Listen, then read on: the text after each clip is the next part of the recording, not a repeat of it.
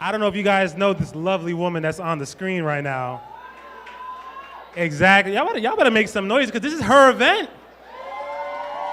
I'm talking about this event is the love child of blood, sweat, and tears and trying to provide for all of you in the audience. This is her event. Manifest Yourself is her. She is Manifest Yourself. All right? And she's taking the time out of her day, the money that she invested to put in on this event, and then she's gonna show you how to make more money on top of that, and y'all still like, come on. All right, exactly, now I got your attention. So now we're gonna keep it going, all right? So, through Kimberly B. Cummings' experience as a career and leadership coach for some of the nation's top universities and corporations, she has taught professionals how to secure the bag in numerous industries and roles. In this mini workshop, she'll be teaching attendees on how to get the salary they deserve and not the one they offer you. So, quick little story. I don't need that iPad no more. I'm gonna talk from the heart. So everyone gather around, kids. So, for anyone that knows me, I'm in sales, president of National Sales Network. Love talking to people and doing things like that. But in everyone's career, it comes to a time for a change, right? It comes to a time for change. Change is good. So, I was in the interview process with a different company, went through the interview process, got the offer letter, and you guys know when you're interviewing and you get the offer letter and it comes back a little light, like the offer letter don't got no weight, and I'm looking at the offer letter and the offer letter looking at me and I'm looking at the offer letter and I'm like, this ain't gonna work. So there's two options that you have there. It's either we're gonna scrap the whole company altogether and go somewhere else, or we're gonna go back and negotiate the salary.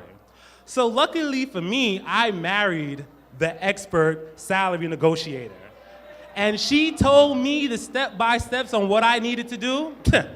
Let me tell you how much extra money I got. She told me don't tell him how much you made. I'm like, I'm gonna tell him anyway. I was able to get an additional $15,000 on top of my salary. But I'm not done yet because I'm in sales. So because I'm in sales, you know, we're sales professionals, we get commission. I was able to negotiate an extra $30,000 on my commission. So because I just had a quick 5-minute conversation with Kim and she told me, hey, do this, this, and this because I'm your wife, I was able to take home an additional $45,000 because of a conversation. Imagine if you guys can put that extra money in your pocket with your next career move, with a conversation. Would you guys be interested in that? Would you guys be interested in that? So I'm gonna go ahead and bring this lovely young woman on stage, and I wanna hear the biggest, most sincere round of applause that you guys got for Kimberly B. Cummings.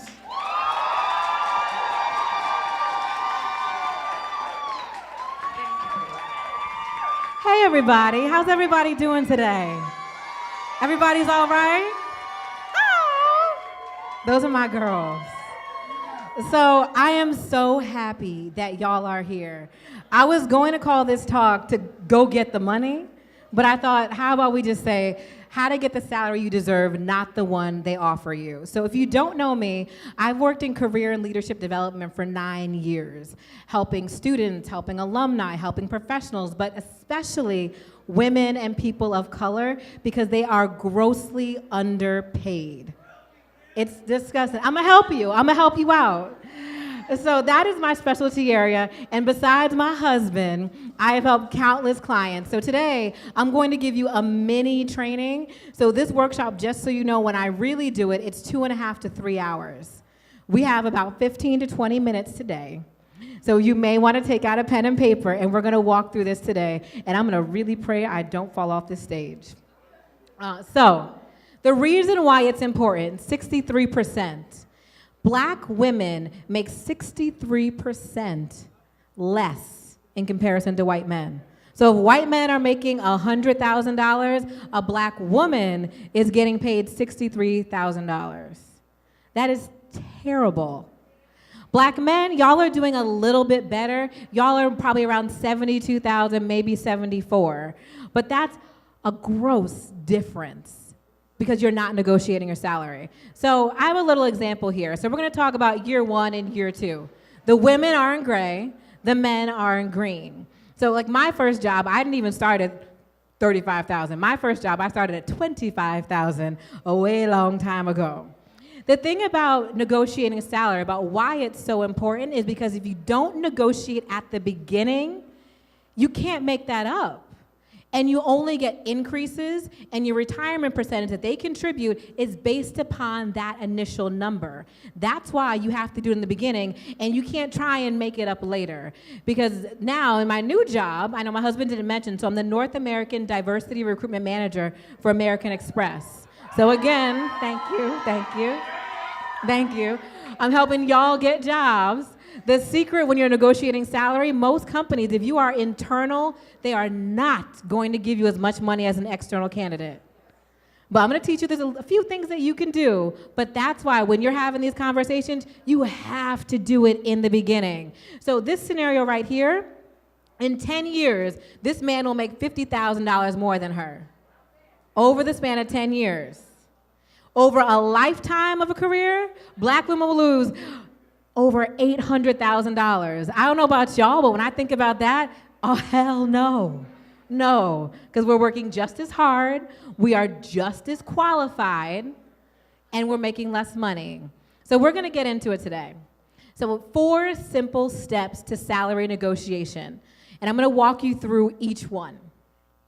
So number 1 is know your value, and this is the most important part. When it comes to salary negotiation, so many people think about feelings. And I understand that your friends are making $20,000 more than you. I understand you want the Gucci bag. I understand you want the Louis. I understand you want a new car. But employers don't care about any of those things. It's all about the value that you bring to the organization based upon your experience.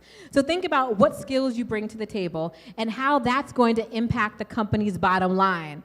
I have this picture here. This is me and my parents back in 2008. I had won a Student Affairs Award. And I want to take everybody back to that moment. Anyone here was a student leader on campus? In any capacity, founder of a club, leader in a club. Do you remember how you walked on campus when you were the president of a club? You couldn't tell me nothing. Like, I'm the president of BSU, okay? I run the entire black population, okay? And your campus only had 5,000 students, but you walked heavy. That is how you have to walk into these jobs, knowing your value and your skills and the opportunity that you provide, and be unapologetic about it. So when I was at American Express and I was interviewing, so I worked technically for 2 companies, Allegiance Global Solutions and American Express. So I was in this interview with this man, and he tested me. We were talking about pet peeves in the workplace. And y'all know me, I worked in higher education for 9 years. And he came over to me at the end of the interview. I'm like, do you have any concerns regarding my candidacy? And he's like, well, you know, I really thought I'd be hiring someone who had diversity in their title, or, you know, already a diversity manager. You know, your title doesn't really allude to like what we're looking for.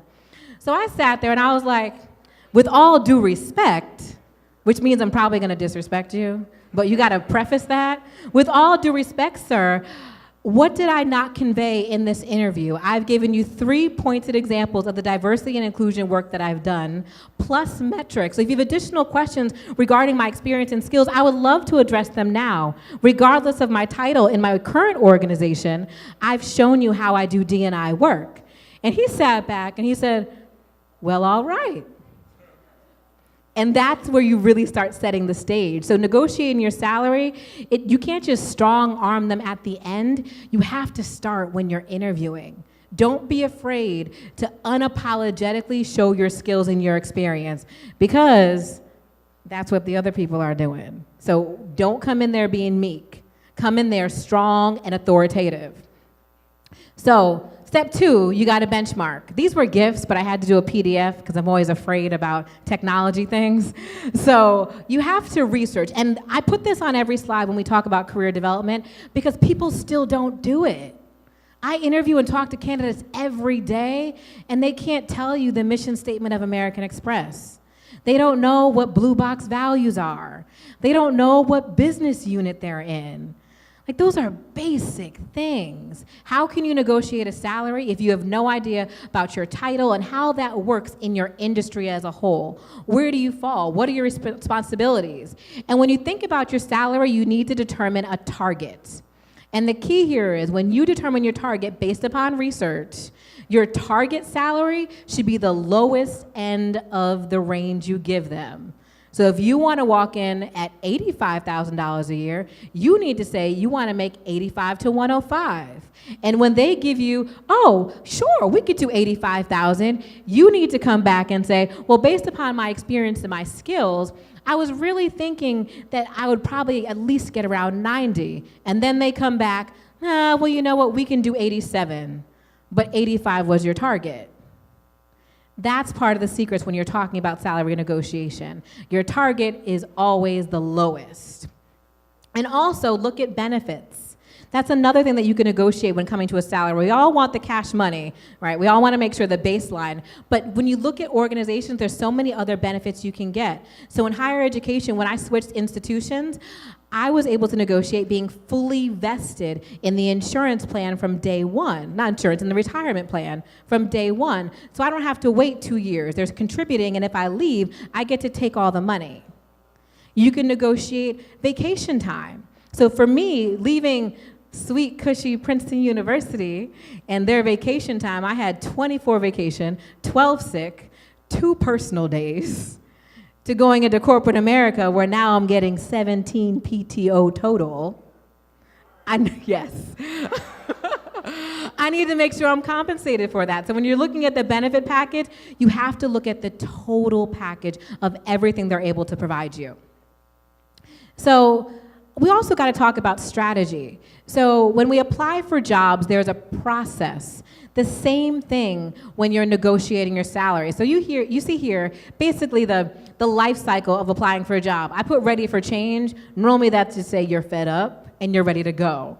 You start applying for jobs or get invited to apply. I put that there because that's my specialty. Because if you're in a room like this, you should be creating opportunities through yourself and your network to make sure you're not cold applying to jobs. The last 3 jobs I've gotten was because I was referred to it. So if I've either competed against no one or I had a leg up for the job. I still had to go through a process, but someone already knew me and validated my work. I wasn't just another applicant in the tons of piles that there are. Then you interview, which is equally as important, because if you can't pass an interview, even with a referral, you're not going to get the job. And then you negotiate and accept. Then you go into getting the job and get promotion or raises, or you got to go back to square one. The goal is to keep this cycle as short as possible. You don't want to keep going back around and going back and trying to negotiate again. And by making sure you're doing well and doing your research and knowing what your strategy is for growth in your own career development plan, you can shorten this cycle. And remember, when you're negotiating your salary, you need to make sure you get everything in writing. So many times companies will say, oh, you know, we could work it out once you get here. I just need you to sign the offer letter. If you sign the offer letter, you're not going to get it. You're not. You're going to get there. One time I was at a company, and I was a current president of a New York State organization for experiential ed for students. And I was like, well, you know, I'm the current president, so I have to attend the conference. And they're like, oh, yeah, we'll work it out. It's fine. You can attend the conference. Things will be great. I got there. It wasn't in writing. They wanted me to take PTO for the conference. I either could take PTO or I had to make up every hour I was out of the office because I did not get that in writing and they weren't willing to give me the time. Lesson to me, get it in writing, especially if you're negotiating things that are outside of the salary. The offer, of course, they have to put the number down there, but any extra benefits, they may not put it there. And go for the gusto. Don't half-ass what you're asking for. Ask for what is really important to you and what's going to make you the most happy. Because a salary, when it comes down to thinking about your salary, it's not just the money that you have in the bank, it's the quality of life that you're able to have. Negotiating the proper salary, that means you get to take better vacations. That means you get to invest in your business if you're trying to launch a business. That means that you can have better self-care. It means that you're being paid in a way that helps you live a better life. And last but not least is practice, practice, practice. So I tried to give you the most, in this 15, 20 minutes, but salary negotiation is not something that you want to try cold. So if you're in progress right now, you don't want to just walk into that person and try it. You need to practice. You can talk to someone like me who does this work. You could talk to your friends. You could talk to your family. But you need to practice the conversation. Recently, I do calls for an organization when their employers are having a hard time getting to the next step because they're not able to communicate and network. So I was on this call with this professional, and we went through some interview questions, and he was doing all right. And then I asked him, can you just tell me about yourself? Just tell me about yourself. And he was like, ooh, hold on one sec. Let me get my paper. And I was like, no. Just tell me about yourself. Who are you? Where are you from? What do you like to do? Why this role? And he could not do it. And that's the first question in any interview. So I was like, okay, we need to work on this. So he spent a few more minutes going through it, and it still wasn't clicking. But he felt like he was good. And the advice I gave him is that you need to come to events. You need to network in areas where you don't know people and force yourself to not leave that event until you talk to at least 5 people. The same thing goes for salary negotiation. The stakes are high. If you don't get this right, you're not going to get the money. Point blank, period. So what you have to do is practice. Don't let the first time you're doing this be in front of a hiring manager. You want to make sure you practice to ensure you're coming across clear, concise, and confident. And that only comes through practice. So with that, if you need help, you can come chat with me at the Manifest Yourself booth. And I invite you to ask questions. So at 4 o'clock, all of the speakers are coming on stage, and we're taking questions only from the audience. We don't have pre-written questions. We're going to Tyela, and we're going to look in that little bucket and pull out the best questions to ask. If you have questions, ask them there. And with that, I hope y'all can get back to the party, and I'm going to give the mic to my husband.